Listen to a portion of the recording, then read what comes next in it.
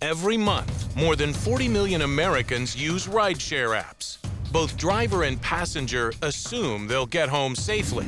But sometimes the unthinkable happens. Minutes later, as the passenger grabs the wheel. No!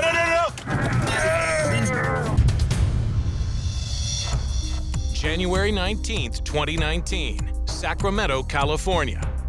It's just after 9:30 p.m. when a driver gets a request from the Corner Pocket Sports Bar in the Citrus Heights neighborhood. This driver picks up this guy who's clearly drunk, and he's stumbling, he looks a bit sloppy. Probably nothing that this driver isn't accustomed to. You probably see this all the time, especially if you work the night shift. The ride starts out routinely. The car heads out of Citrus Heights and travels south on Highway 99. But moments later, the horror begins.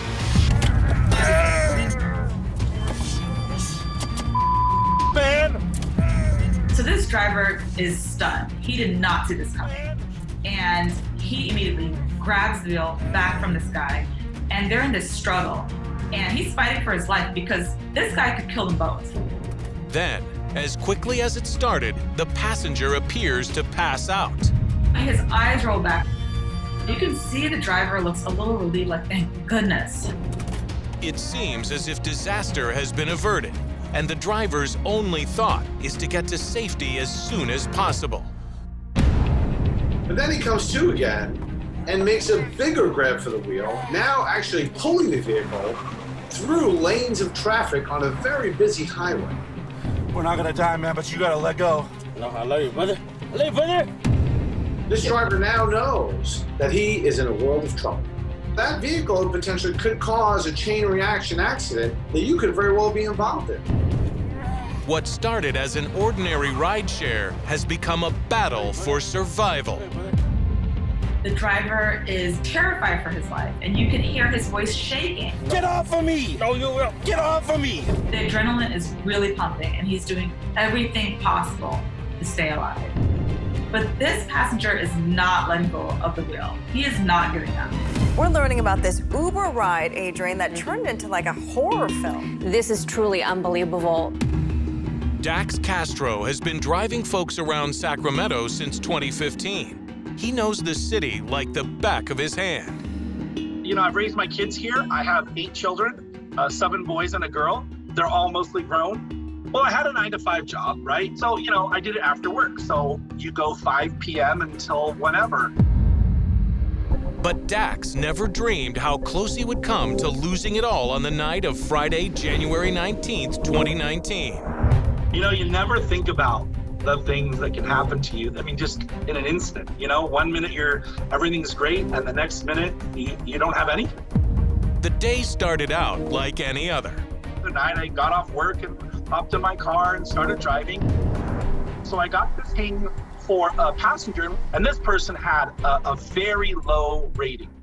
And for me, it's kind of a game. When I feel like it, I kind of look at it and I go, you know what? I wonder why this guy's got such a low rating. I'm gonna pick him up anyway. Right around 9:30 p.m., Dax picks up the low-rated passenger from the Corner Pocket Sports Bar in Citrus Heights. As he comes out, he's just obliterated drunk, just stumbling all over himself. He was a little guy, you know, he was probably 5'6", maybe 5'4", and I found out later he's got 2 kids and a wife. He worked at a grocery store, so he gets in the front seat. I didn't care. You know, people would ask, do you want me in the front or the back? I'm like, it's your ride, you're paying for it, whatever you want. So this didn't seem too out of the ordinary for a typical Friday night. Dax drives towards an address in South Sacramento. They're heading southbound on Highway 99 when the unimaginable happens. We swerve across 3 lanes of traffic, going 60 miles an hour on the freeway. I mean, I'm thinking, oh my gosh, I'm gonna kill somebody. We're gonna T-bone someone getting on the freeway right there. Man! Because it's right where 2 freeways merge. Hey, buddy. The only thing I could think to do was to slowly brake and stop. Because if I try to turn, we're going 90 degrees. We're not gonna die, man, but you gotta let go. So I thought, well, maybe if I can get all the traffic to slow down with me, we'll create a traffic break. That's why I decided to brake, because that was the thing I could control.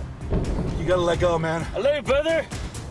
Now, at a complete stop in the middle of Highway 99, with cars flying by on his left and right, Dax is trapped. He doesn't know what this guy is going to do next. He doesn't know if this guy has a weapon. He doesn't know what this guy's up to. So he's really at this person's mercy at this point. Luckily, within moments, another car pulls alongside Dax and offers assistance. You want me to stay here, right here? That'd be awesome if you could. That would be awesome. That driver did a fantastic job under the circumstances of getting that situation under control. And eventually the police do arrive. Law enforcement's first order of business is to get Dax and his customer off the busy highway. With lights flashing, they proceed to a strip mall parking lot. They rip him out of the car, and he's throwing up on the sidewalk. They've got him in a one of those paper hood, because I guess he spit on them. Police arrest the man, Shu Vang, and Dax is finally free to go home to his wife and 8 children. In the end, no one got hurt. Everybody went home safely, so, thank God for that. But yeah, it was just, after we were parked and the cops were taking my statement, all I could do was just put my head in my hands and just kind of let my emotions kind of go out. Because at that point, in the moment, you're kind of fearless. But once that adrenaline starts to dwindle down, boy, it hits you hard. Because he took brief control of the wheel, Shu Vang is charged with driving under the influence. He had drunk 2 pitchers of beer, literally downed them, just showing off. I went to court, I said my piece. He didn't look at me. His lawyer did all the speaking. And then in between then and sentencing, they made a deal. And we haven't been to sentencing since. So I don't know. This guy just made me scot-free, which is a shame to me. In the days and weeks that follow, Dax does his best to get back behind the wheel, but he's haunted by the harrowing memories of that night. And I tried to drive, and everybody that I got in the car with was a potential attacker, and I just felt kind of PTSD, and I start having heart palpitations, get sweaty, and all that. Soon, the trauma becomes too much to bear, and Dax has no choice but to give up his once beloved side gig for good. I can't do it. It's been taken away from me. And, in the end, I have to calm down a bit here. I hope that people will understand that it is such a serious thing to take someone's life in your hands. And not only them, but their family members. My 8 children, my wife, all lives get changed because you decided to do something stupid.